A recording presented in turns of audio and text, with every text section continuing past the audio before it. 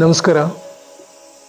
ಗುರು ಬ್ರಹ್ಮ ಗುರು ವಿಷ್ಣು ಗುರುದೇವೋ ಮಹೇಶ್ವರ ಗುರು ಸಾಕ್ಷಾತ್ ಪರಬ್ರಹ್ಮ ತಸ್ಮಾತ್ ಶ್ರೀ ಗುರುಭ್ಯೋ ನಮಃ. ಈ ದಿನ ಪ್ರತಿಯೊಬ್ಬರು ಕೂಡ ಈ ವೈಟ್ ಪೇಪರ್ ಥರನೇ ಇರೋದು. ಮೂಲತಃ ನಾವು ಹುಟ್ಟಿದಾಗಿನಿಂದ ನಮ್ಮ ಸ್ವಭಾವಗಳು ಭಾವನೆಗಳು ಎಲ್ಲ ಇದೇ ಆಗಿರುತ್ತೆ. ಬಟ್ ಕ್ರಮೇಣ ಇದರ ಸ್ಥಿತಿ ಏನಾಗುತ್ತೆ ಅಂದರೆ, ಈ ಒಂದು ಬಿಳಿ ಪೇಪರ್ ಯಾವ ಸ್ಮೆಲ್ಲು ಇಲ್ಲ, ನೋಡ್ಲಿಕ್ಕೂ ಪರಿಶುದ್ಧವಾಗಿದೆ ಅಲ್ವಾ. ಇದು ಯಾರ ಹತ್ತಿರ ಹೋದರೆ ಬೇರೆ ಅವರ ಥರ ಪರಿವರ್ತನೆ ಆಗುತ್ತೆ. ಇದು ಒಂದು ನಿಯಮ ನೋಡಿ.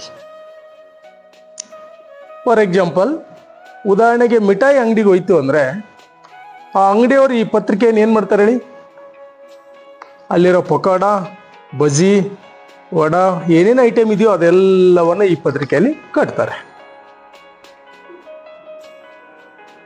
ಅದೇ ಇನ್ನೊಂದು ಫಿಶ್ ಶಾಪ್ಗೆ ಹೋಯ್ತು ಅಂದ್ಕೊಳ್ಳಿ, ಡ್ರೈ ಫಿಶ್ ಶಾಪ್, ಆ ಅಂಗಡಿಯವರು ಇದೇ ಪೇಪರನ್ನು ಆ ಒಣಗಿರೋ ಮೀನನ್ನು ಕಟ್ಟಿ ಪ್ಯಾಕ್ ಮಾಡ್ತಾರೆ. ಈ ಪತ್ರಿಕೆ ಯಾವ ಸ್ಮೆಲ್ ಪಡ್ಕೋತೋ? ಮೀನಿನ ಸ್ಮೆಲ್ ಪಡ್ಕೋತು. ಮಿಠಾಯಿ ಅಂಗಡಿಗೆ ಹೋದಾಗ ವಡ, ಬಜ್ಜಿ, ಮಿರ್ಚಿಯ ಸ್ಮೆಲ್ಲನ್ನು ಪಡ್ಕೋತು. ಬಟ್ ಇದರಲ್ಲಿ ಈ ಪತ್ರಿಕೆ, ಈ ಬಿಳಿ ಪೇಪರ್ನ ತಪ್ಪೇನಾದರೂ ಇದೆಯಾ? ಇದಕ್ಕೇನಾದ್ರೂ ನಿಜವಾದ ಸ್ಥಿತಿ ಅದಾಗಿತ್ತಾ ಹೇಳಿ? ಆಗಿತ್ತಾ? ಇಲ್ಲ ಅಲ್ವಾ. ಹಾಗೆ ನಾವೆಲ್ಲ ಈ ಥರ ಇದ್ದವರು ಫ್ರೆಂಡ್ಶಿಪ್ನಿಂದ, ಸಂಘ ದೋಷದಿಂದ ನಾವು ಈ ತೆರನಾಗಿ ಆಕಾರಗಳನ್ನು ಪಡ್ಕೋತಾ ಬಂದಿದ್ದೀವಿ. ಯಾವ ಸ್ನೇಹವನ್ನ ಮಾಡ್ತಿರಲ್ವ ಯಾರಂತವ್ರನ್ನ, ನಾವು ಅದೇ ಆಗಿರ್ತೀವಿ. ಹೀಗಾಗಿ ಆ ಸ್ನೇಹವನ್ನ ಪರಿಶುದ್ಧವಾಗಿರೋರ ಜೊತೆ, ಒಳ್ಳೆಯ ಆಧ್ಯಾತ್ಮಕದಲ್ಲಿರೋರ ಜೊತೆ ಇದ್ರೆ ಅದೇ ಸತ್ಯದ ಒಂದು ಘಟನೆ ಘಟಿಸುತ್ತೆ. ಜೀವನ ಅದೇ ಥರನಾಗುತ್ತೆ. ಅದೇ ಒಣಗಿರೋ ಮೀನು ಕಟ್ಟೋರ ಹತ್ರ ಹೋದರೆ ಆ ಸ್ಮೆಲ್ಲನ್ನು ನಾವು ಪಡ್ಕೋತೀವಿ. ಹಾಗೆ ನಿಮ್ಮ ಸುತ್ತಮುತ್ತಲಿನ ಪರಿಸರದಲ್ಲಿ ಸ್ನೇಹಿತರನ್ನು ಒಳ್ಳೆಯವರನ್ನಾಗಿ ಮಾಡ್ಕೊಳ್ಳಿ. ಇಲ್ಲ ಅಂದರೆ ಅವರು ತಮ್ಮ ಬ್ಯಾಡ್ ಕರ್ಮಸ್ ಇದೆಯಲ್ಲ, ಆ ಬ್ಯಾಡ್ ಕರ್ಮದ ಜೊತೆ ಇದು ಹಂಗಾಗ್ಬಿಡುತ್ತೆ. ಪ್ರತಿಯೊಬ್ಬರ ಜೀವನ ಇದೇ ಆಗಿದೆ, white paper. So you should take, ಏನು ತೊಗೊಂಡಿರಲ್ಲ, ಸ್ನೇಹ, ಸಂಬಂಧ, ಬಂಧು ಬಳಗ, ಅವರ ಭಾವನೆಗಳನ್ನು ನೀವು ಸ್ವೀಕರಿಸಿರಲ್ಲ, ಅವತ್ತು ನೀವು ಆಕಾರವನ್ನು ತೆಗೆದುಕೊಂಡಿರಿ. ಬ್ಯಾಡ್ ಕರ್ಮಸ್ ದೇರ್.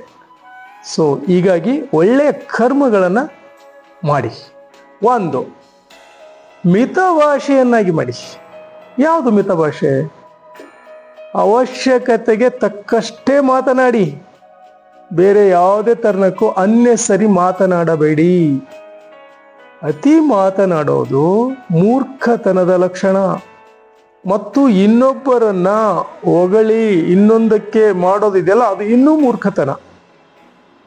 ಅದಕ್ಕೋಸ್ಕರ ದೊಡ್ಡ ದೊಡ್ಡ ಶರಣರು ಹೇಳಿದ್ದಾರೆ, ಇನ್ನೊಬ್ಬನ್ನ ಬೈದು ಹಾಳು ಮಾಡೋದಕ್ಕಿಂತ ಹೊಗಳಿ ಕೂಡ ಹಾಳು ಮಾಡ್ಬೋದು ಅನ್ನೋದನ್ನ ಹೇಳಿದ್ದಾರೆ. ಹೀಗಾಗಿ ಯಾವ ಮಕವಾಡಗಳನ್ನು ಹಾಕಬೇಡಿ, ನೇರವಾಗಿರಿ. ಸತ್ಯದಲ್ಲಿ ಸತ್ಯವನ್ನ ನುಡಿದಾಗ, so you have to good position. ಮತ್ತು ನಿಮ್ಮ ಆಂತರ್ಯ ಶುದ್ಧಿ ಆಗುತ್ತೆ. ಬಹಿರಂಗ ಶುದ್ಧಿ ಎಲ್ಲ ಮಾಡ್ಕೋತೀರಿ, ದೇಹವನ್ನು ಸ್ವಚ್ಛ ಮಾಡ್ಕೋತೀರಿ, ಒಳ್ಳೆ ಬಟ್ಟೆಗಳನ್ನು ಹಾಕತ್ತೀರಿ. ಆಂತರ್ಯದಲ್ಲಿ ಶುದ್ಧಿ ಇದೆಯಲ್ಲ, ನಿಮ್ಮ ಮನಸ್ಸು ಆ ಕ್ಷಣದ ಜೊತೆ ಆನಂದವಾಗಿರ್ಬೇಕು ಅಂದರೆ ಆಂತರ್ಯ ಶುದ್ಧಿ ಬೇಕು. ಆ ಆಂತರ್ಯ ಶುದ್ಧಿ ಇದ್ದಾಗ ನೀವು ಪ್ರತಿ ಕ್ಷಣ ಆನಂದದಲ್ಲಿರ್ಲಿಕ್ಕೆ ಸಾಧ್ಯವಾಗುತ್ತೆ. ಇಲ್ಲಾಂದ್ರೆ ಆನಂದದ ಕ್ಷಣಗಳನ್ನು ನೀವು ಕಳ್ಕೊಂಡು ಬಿಡ್ತೀರಿ. ಯಾಕೆಂದ್ರೆ ಈ ಕ್ಷಣವೂ ಸಾಗಿ ಹೋಗ್ತಾ ಇದೆ. ನಾ ಎಷ್ಟೋ ವಿಡಿಯೋಗಳನ್ನು ಮಾಡಿದ್ದೀನಿ, ಎಲ್ಲವೂ ಸಾಗಿ ಹೋಗಿದ್ದಾವೆ. ಮುಂದೆ ಬರೋ ವಿಡಿಯೋಗಳು ಕೂಡ ಸಾಗಿ ಹೋಗ್ತವೆ. ಯಾವುದು ಅಖಂಡ ಸತ್ಯದಲ್ಲಿ ನಿಲ್ಲುವ ಸಾಧ್ಯತೆಗಳೇ ಇಲ್ಲ. ಅದಕ್ಕೆ ಅಲ್ಲಮ ಪ್ರಭುಗಳು ಹೇಳಿದಾರಲ್ಲ, ಬಯಲೊಳಗೆ ಬಯಲು, ಮಹಾಬಯಲು, ಬಟ ಬಯಲು, ಕಡೆಗೆ ಗುಹೇಶ್ವರನೆಂಬ ಲಿಂಗು ಕೂಡ ಬಯಲಾಗಿತ್ತು ನೋಡ ಅಂತಾರೆ ಅವರು.